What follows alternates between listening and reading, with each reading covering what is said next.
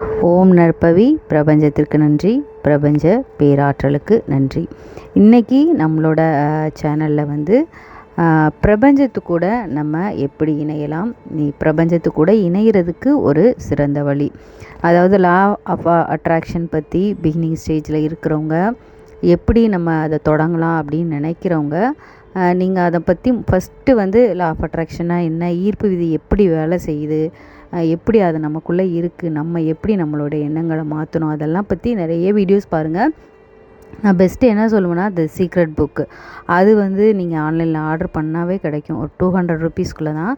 அதை ஜஸ்ட்டு நீங்கள் 1 or 2 times திருப்பி டைம் படித்தோடனே புரியுமா அப்படின்னு கேட்டால் கொஞ்சம் கஷ்டம்தான். கொஞ்சம் அதை தெளிவாக நீங்கள் படிக்கணும். ஒரு 2-3 டைம் படிக்கும்போது உங்களுக்கே வந்து புரிய ஆரம்பிச்சிடும்.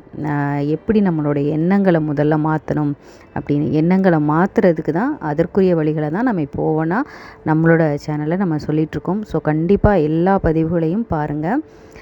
எண்ணங்களை மாற்றுறதுக்கு வழிகளில், சிறந்த வழிகளில் இதுவும் கிராட்டிடியூட் ரைட்டிங் அப்படின்னு நான் சொல்லுவேன். நீங்கள் வந்து தினமும் காலையில் எந்திரிச்ச உடனே நீங்கள் எல்லா வேலையும் பார்க்குறதுக்கு முன்னாடி ஃபஸ்ட்டே வந்து இதை பண்ணிடுங்க. ஃபஸ்ட்டு பிகினிங்கில் வந்து ஒரு 5 to 10 மினிட்ஸ் செலவழித்தாலே போதும். இதுக்காக அதிக நேரம் செலவழிக்கணும் அப்படிங்கிறது இல்லை.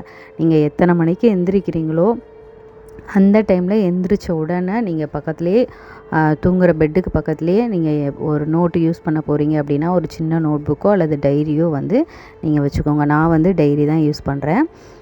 அதை நீங்கள் அதில் வந்து ஒரு 5 to 10 பாயிண்ட்ஸ் அன்னைக்கு உங்களுக்கு கிடைச்சது. அப்போ நீங்கள் அடுத்த நாள் காலையில் எழுத போகிறீங்கன்னா, நாள் உங்களுக்கு நடந்த விஷயங்களை ஒரு 5ஓ 10ஓ, நிறைய நடந்ததுன்னா நீங்கள் எத்தனை வேணாலும் எழுதிக்கலாம். என்ன நல்ல விஷயங்கள் நடந்ததோ, ஃபார் எக்ஸாம்பிள் நீங்கள் ஒரு ஹோட்டலுக்கு போய் சாப்பிட்ருக்கலாம், ஒரு சினிமாவுக்கு போயிருக்கலாம், இல்லை உங்களுக்கு தேவையான பொருள் கிடச்சிருக்கலாம், இல்லை உங்களுக்கு ஒரு தேவையான விஷயத்தில் ஏதாவது ஒரு ஹெல்ப் கிடச்சிருக்கலாம், இல்லை உங்கள் நண்பர்களை யாராவது பார்த்துருக்கலாம், அவர்களால் உங்களுக்கு நல்ல செய்தி ஏதாவது கிடச்சிருக்கலாம். அந்த மாதிரி அது சிம்பிள் எதுவாக வேணால் இருக்கலாம். ஒரு ட்ரெஸ் வாங்கியிருக்கலாம், உங்களுக்கு பிடிச்ச ஐட்டம், ஒரு கிளிப்பு, ஒரு பேண்டு, ஒரு ட்ரெஸ்ஸு, எது வேணாலும் இருக்கலாம். ஒரு ஹேண்ட்பேக்கோ செப்பலோ எது வேணாலும் உங்களுக்கு தேவையான திங்ஸ் வாங்கியிருக்கலாம். இல்லை ஒரு சாப்பாடு நீங்கள் உங்களுக்கு பிடிச்சதை வாங்கி சாப்பிட்ருக்கலாம். அந்த மாதிரி எந்த விஷயம் வேணாலும் இருக்கலாம். இல்லை உங்களோட குழந்தை வந்து எக்ஸாமில் நல்ல மார்க் வாங்கியிருக்கலாம், நல்லா படிச்சிருக்கலாம், இல்லை ஒரு ஏதாவது காம்படிஷனில் வின் பண்ணிவிட்டு ப்ரைஸ் வாங்கியிருக்கலாம். எதுவாக வேணால் இருக்கலாம். உங்களுக்கு ஒரு ஆஃபீஸில் வந்து அட்வான்ஸ் கிடச்சிருக்கலாம், சேல்ரி அதிகமாக இருக்கலாம், ப்ரொமோஷன் கிடச்சிருக்கலாம்.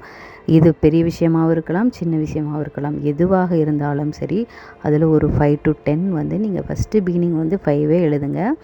ஏன்னா உங்களுக்கு எடுத்தோடனே அதிகமானால் நீங்கள் அது உங்களுக்கு ஃபஸ்ட்டில் பிகினிங்கில் உங்களுக்கு ஈஸியாக இருக்கும். அதுக்கப்புறம் அது ஒரு பெரிய வேலையாக தோணும். அது வந்து நீங்கள் ஒரு ஹேபிட்டாக அன்றாடம் நம்மளுடைய வாழ்க்கையில் வர மாதிரி அது ஃபஸ்ட்டு வந்து நீங்கள் 7 days இதை ஃபாலோ பண்ணி பாருங்கள். உங்களுக்கு என்ன மாற்றம் தெரியுது அப்படிங்கிறத எனக்கு கமெண்ட்டில் வந்து சொல்லுங்கள்.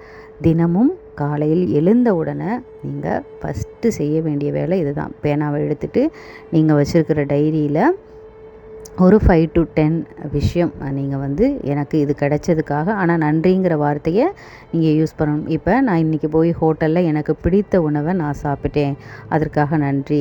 இப்போ எனக்கு எதிர்பாராத விதமாக இன்று எனக்கு பணம் கிடைத்தது, அதற்கு நன்றி. என் அக்கௌண்ட்டில் வந்து பணம் எனக்கு வந்து சேர்ந்தது, அதற்கு நன்றி. அந்த நன்றிங்கிற வார்த்தையை நீங்கள் ஒவ்வொரு லைன்லையும் நீங்கள் யூஸ் பண்ணியே ஆகணும். பிரபஞ்சத்திற்கு நன்றிங்கிற வார்த்தை அதை நீங்கள் சொல்லணும். இப்போ நீங்கள் நடந்ததுக்கு சொல்லும்போது ஆட்டோமேட்டிக்காக உங்களுக்கு டீஃபால்ட்டாகவே அந்த ஹாப்பிங்கிற அந்த உணர்வு நீங்கள் வரதான் செய்யும். இதை நீங்கள் தொடர்ந்து செய்யும்போது உங்களுடைய எண்ணங்களில் மாற்றம் ஏற்படும், கான்ஃபிடென்ட் வரும். என்னோட நிறைய பதிவுகளில் நீங்கள் பார்த்துருந்தீங்க அப்படின்னா புரியும். நான் ரீல்ஸில் கூட அதை தான் போடுவேன். நம்மளுடைய எண்ணங்களை முதல்ல மாற்றணும். எண்ணங்களில் மாற்றம் ஏற்பட்டால் தான் நம்முடைய வாழ்க்கையில் நம்ம ஒரு புதிய துவக்கத்தை உருவாக்க முடியும்.